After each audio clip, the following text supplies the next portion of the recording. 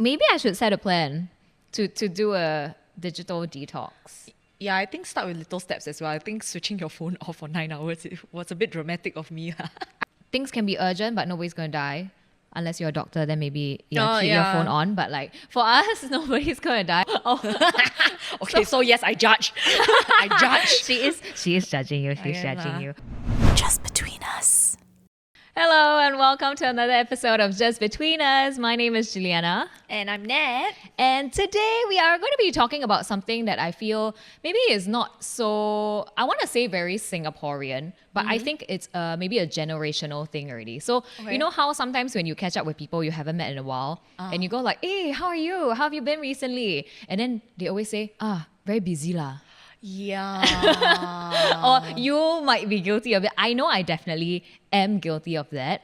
I feel like there is a little bit of the glorification of busy that we have to deal with in recent years. Yeah, I don't know whether it's rampant in our generation. I caught myself doing it quite a lot last year and my friends as well. But very interesting you should bring that scenario of like a catch up because last year I caught up with my teacher. Okay. My singing teacher were quite close.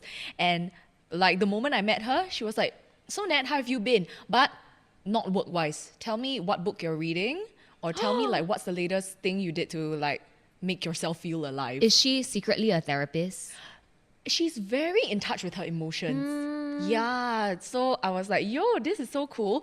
And we spent the whole 2 hours talking about everything except work.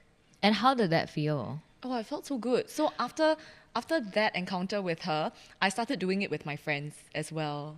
Yeah, and it's really cool because you realize that there's more to life than just work because it can feel that way. Actually, honestly, was it very difficult to talk about everything except work? Because I feel like a lot of us, right, our identities are quite tied to our work. And I have to admit, right, I'm somebody like that. So like, if you ask me what I do, and I think also because like, I really love what I do and I enjoy it a lot. So a lot of times my okay, this is also another topic that we can discuss later, but like my hobbies also end up being work. Yes. Like I convert a lot of my hobbies to businesses, which is a trend that I started seeing like when I look back in the last couple of years.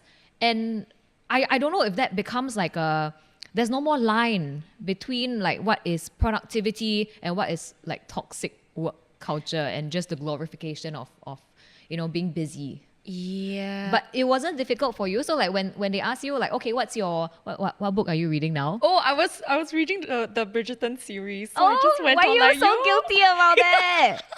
The book's kind of trashy. Not gonna lie, but the series is great. Yeah, so I was talking about how I'm like binge reading the Bridgerton series, and then I started playing Sudoku again. Oh wow. Yeah, and I think because she also started sharing with me about like, her and her daughter and herself, like they went to this other place and she discovered something new. She started doing this and that. So it became very easy. Yeah. Do you feel that this is like something easy for you if someone were to approach you and like, hey Ju, what are you doing? But don't talk about work. I think you would need to prompt me with some questions because I wouldn't like something exciting maybe that I'll mention to them is like, currently I'm working on this podcast with Nat, and then I will like stop and go like, actually that's work. Then okay, let me think about it. Like, am I reading anything now? Or even the trip you're looking forward to. Right. Then definitely I think you will have to prompt me. I think very naturally I tend to like mention work related things. Yeah. Yeah. But why do we glorify the work culture? Is it like, is it validation?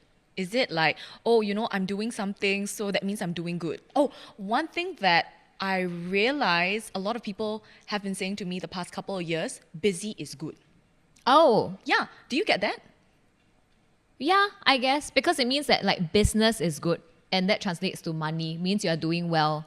But that's how, in a very general sense, like, without going too deep, right? Then that's how people will say like, okay, then you're doing well, then no need to worry about you. Nobody really asks you like how you are mentally.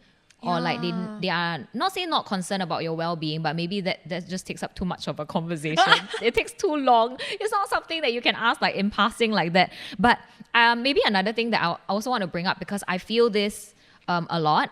is something called productivity guilt. Okay. Yeah. What's that all about? So some people feel guilty when they're not being productive, even if it is your designated off day, even if somebody said, okay, go take some time. You know, we don't need to work on this for now. Like for us, we are on air twice a week, right? And every other day is kind of free. You know, you might have some of your other engagements here and there. But on an off day, I always feel like, okay, now I need to get back to my admin. I need to reply my emails. I need to go and work on my social media. I need to post something on Instagram. I need to do something, so know. you're guilty of... I'm guilty of being too... as in, I feel guilty when I get to relax. I feel like I need to do something. Or even if it's like being productive around the house, I need to vacuum because, wow, you know, I've been working so hard. I've been using work as an excuse to maybe not clean up the house. Oh, right. Okay, I came across this other term many years ago, productive procrastination. So I think like it's when you don't want to like do something, you procrastinate, right? So you do something productive in return, so you can To hold off doing the so thing you, that... so you're like, you know, I'm not actually chilling. I did something very productive today. I cleared my mail. I did a whole sweep of the house. So it's not too bad. Yeah. But you have to do something is the essential. Like I genuinely, there are so many days where sometimes I've like over the past weekend, I worked mostly 12-hour days for the last like 4 days, right? And then today would have been a very nice day to like just like sit at home and just like vegetate for a bit, right? But if I really did that, and I probably would have because my body cannot take it anymore, I will feel bad about it. Oh. Yeah. I think I will still carry it out now because like I said, I cannot help it anymore. My body is genuinely tired. I've been in like 4-inch heels for the longest time and I need to rest, but I will feel bad about it. Do you think it might be also because you're running on momentum, or do you know it's pure guilt? It's guilt. I will feel like I could have used that time to do something else, to add some value into my life. Like every moment spent has to be productive. So I you know this as well, I like crocheting. Yes. But sometimes I really feel like me crocheting is not productive. It's an activity I enjoy so much. Yeah. But ultimately because the final object that I create doesn't serve any purpose, I feel bad about it. Right. Yeah. Wow, I think this is really difficult sometimes, but I think it's difficult to tell ourselves that these little things we do, right, to like recharge, to rejuvenate ourselves, right, it will help in the long run. Right, because It's not measurable as well. isn't. Yeah. Yeah, it's not. But these little things you do for yourself, right, it will, I don't know, I do believe maybe in the long run, it would save you from burnout a little bit more when you adopt these little habits. Yeah, I think that was also something maybe we wanted to mention about this topic of burnout because right now there is like a huge emphasis on like FIRE, right? Like the financial independence, retire early. So a lot of people are like really chonging or working as hard as they can so that they are able to retire earlier. Right. Whether your goal is like 35 or 40, that kind of thing. But that means you're working like non-stop right now. And then there's also like the whole, not resurgence, but like the whole kind of how people encourage like side hustles. So yes, you're working a Monday to Friday, a full-time job, but maybe on the weekends, you're doing something else. Maybe after your work, you go and drive Grab or you go and drive like, you know, whatever you do, deliveries. Yeah. That hustle culture of like, whether you're trying to save up money for a particular something or just doing it because you are young, you have the energy, you should do it now. You should earn as much money as you can. Yeah. Wow, but the burnout rate though, Oh. you're gonna burn out in no time. Have you experienced burnout before Oh, yourself? so many times. I think I burn out at least like 2 or 3 times a year. Yeah. You wait again. You burn out at least two or or three three times a year. year. And what is the experience like for you? Like because I love my work. I love my work so much. And I think like you, like what you mentioned before, sometimes I catch myself monetizing on my hobbies. Okay. Yeah. So after a while when I feel really tired and all that, I catch myself like not looking forward to work anymore. Like, oh, I used to love like thinking up of like stories to tell children. I used to be excited to go to this place and do this work, but now I'm dreading it.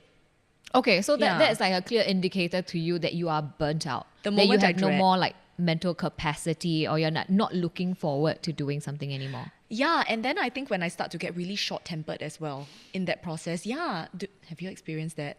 I think I have kind of moderated my work in recent years such that I haven't experienced burnout in a while. But something that really helps right now is also that I have a very, very like insanely supportive partner who keeps me in check.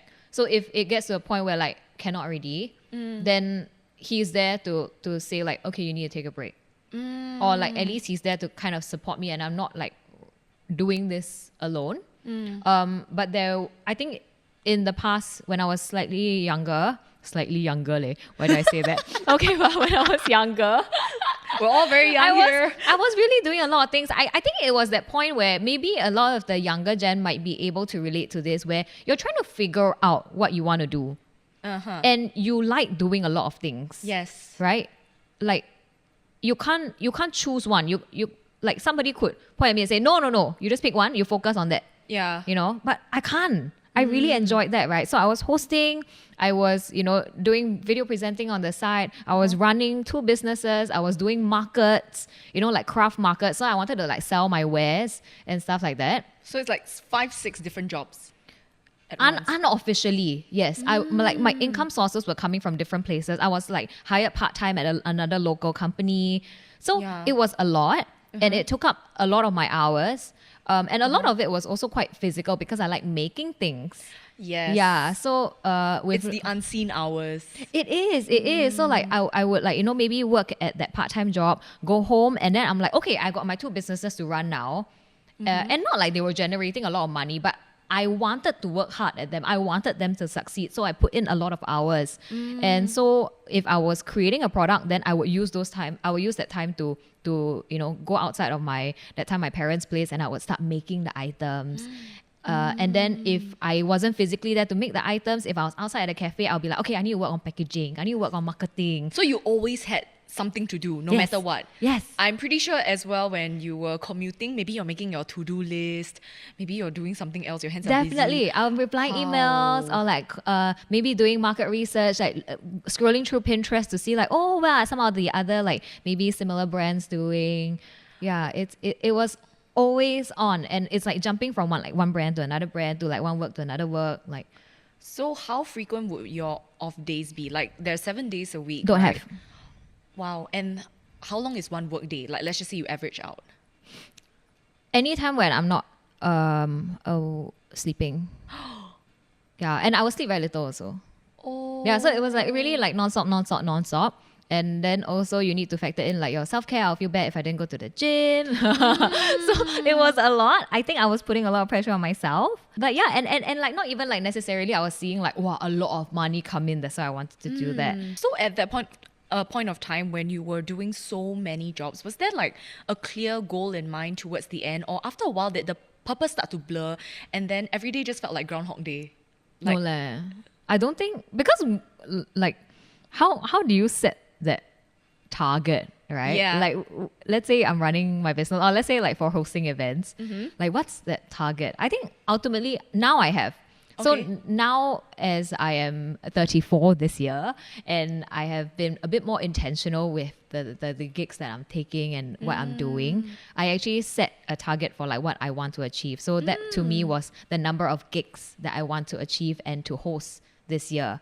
So I'm very clear on that now. But in the past, it was like, go, get as many as you can, do as much as you can, do as many markets as I can, sell as many products as I can, let as many people know about my brand as I can. Everything was like max speed. Now that you've set your intentions, like you're a bit older now, you Yeah. have more experience, you know what you're like, you know what you're looking for, then do you think with that in mind, right, you have more time on your hands to take care of yourself, explore hobbies, travel, whatever, like, you're just mentally and physically healthier?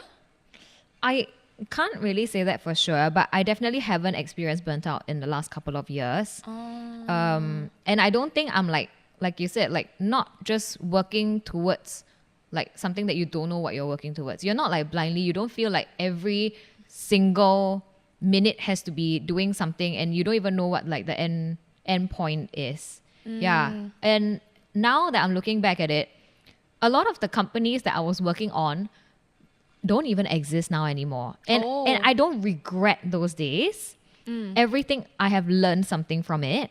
But objectively, if you want to be very like data driven and like looking at the numbers, right, whatever I was working on was not really worth the amount of time that I put in and effort that I put in. Maybe I could have enjoyed life a bit more. Yeah.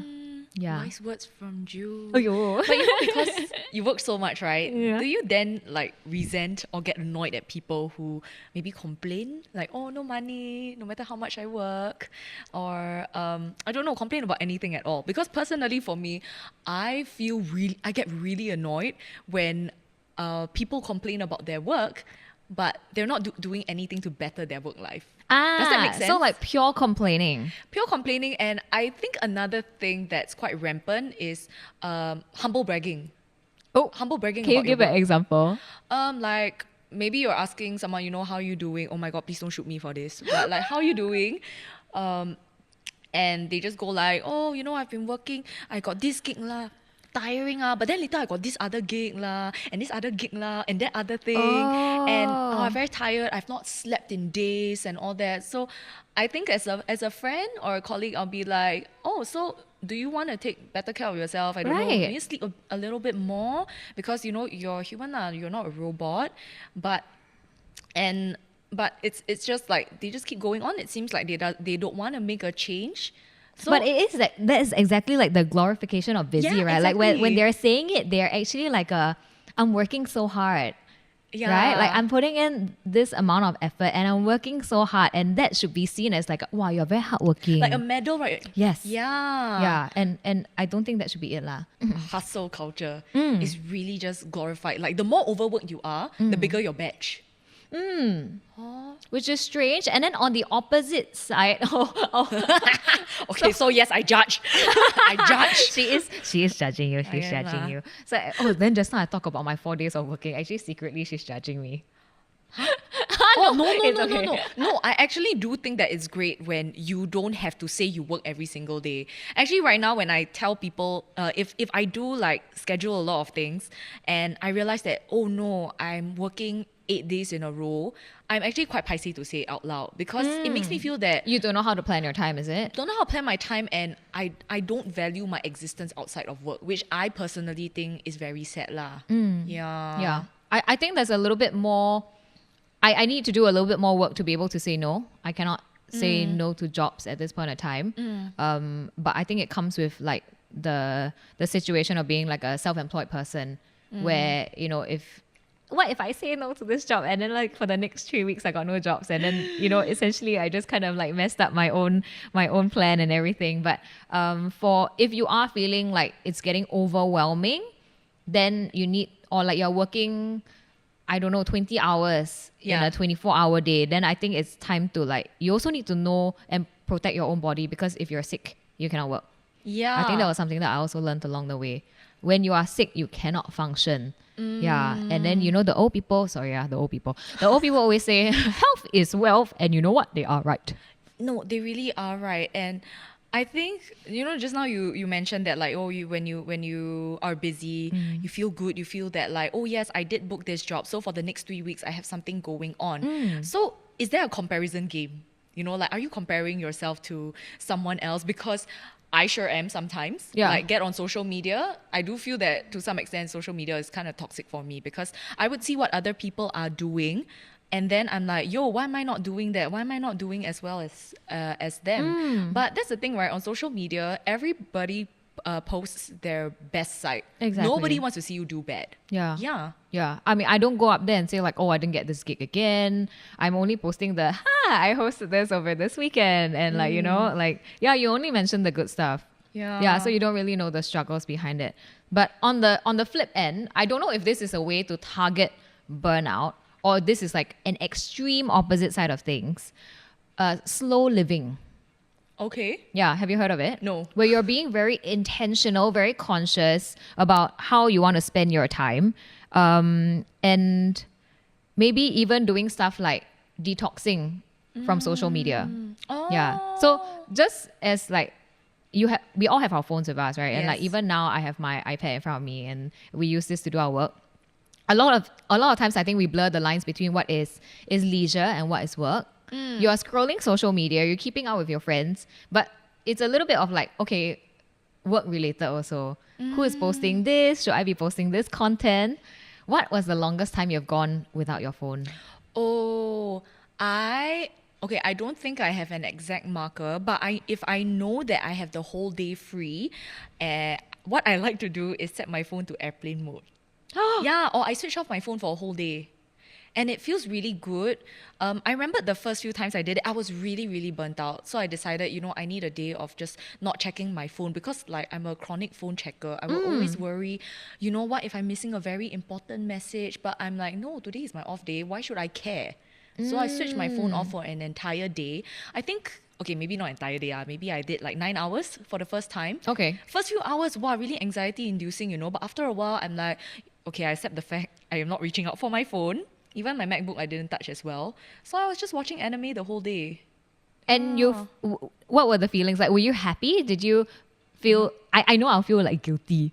Like Right. Yeah. What were your thoughts at that point in time? I did feel kind of like guilty, anxious, like, oh no, like what if something is going on and all that. But then I have to remind myself that if I don't take care of myself, then what's the longevity in my career? Yeah, so this is something I try to do every now and then. If I know I can afford to take the whole day off, if I don't check my phone, nobody is going to die. Yeah, then I just switch off my phone. If you don't check your phone, nobody is going to die. Really, nobody is going. Yeah. I mean, yeah, nobody's gonna die. Huh? Yeah. Really? I should tell myself that because I have one of those like flip phones, right? Yes. And I have caught myself like opening it for no reason. I can technically see the notifications on my front screen. Like, so Yeah. even without opening, I can see what's there. And I have realized that I'm so like dependent on my phone and like so like almost like addicted to my phone. Do you think I it's just like keep opening a it. muscle memory to just Almost, it's Right. just like I take out from my bag and then I open it like, but there's no notification. I open for what? Yeah. And then like, do I have this urge to scroll social to see what people are doing, that kind of thing? And I feel like sometimes indirectly that adds a lot of like pressure and also that need to like want to do something to achieve something when you Right. see other people doing So- it as well. So with that in mind, right? Like, what do you do for detox for yourself, like digital detox? I don't. Oh no, that's Yeah. tough. I think that's really tough. I haven't made any plans to intentionally digital detox. So I haven't been as disciplined as you to like, turn off my phone. My phone has probably not been turned off since I bought it. Oh, Yeah. Okay. The only time it shuts off is it doesn't even like fully run out of battery because I will charge it before it runs out of battery. It's when it's doing a system update and then it has to restart. That's the only time my phone has been turned off. If not, it hasn't been off since I bought it. Yeah. Wow. So I don't think maybe I should set a plan to do a digital detox. Yeah, I think start with little steps as well. I think switching your phone off for 9 hours was a bit dramatic of me. I don't turn off my phone when I'm sleeping also. So it's like constantly just there. Oh yeah, that's something I don't do because I worry about the alarms, like Oh, okay, I cannot hear okay. the alarms Yeah. and all that. But do you think digital detoxing is something that everyone should adopt here and there? Because we are so reliant on our technology, right? And then after a while, like all the lines are blurred between like leisure, work, like what we mentioned. Yeah. So do you think it's good practice? I think there is no harm done. Even if you start out, like you said, you're 2 hours, 3 hours, things can be urgent, but nobody's going to die. Unless you're a doctor, then maybe keep your phone on. But like for us, nobody's going to die. And like, I think it's small steps that we can take because ultimately, do I really need to reply that in 2 to 3 hours? Like, should people be texting me at 11 p.m. asking me if I'm free for a date like 3 months down the road? Do you need to know now? And do I really need to reply you within the next half an hour? I feel like I do, but I think maybe that's a mindset that I should start changing. Controlling your hustler impulse. My husband house, yeah. Yeah. So we also want to know from you, are you a hustler? Do you subscribe to hustler culture? Let us know what you think in the comments below. And of course, do like and subscribe. And we will see you in the next episode. It has been Nat. And you. See you.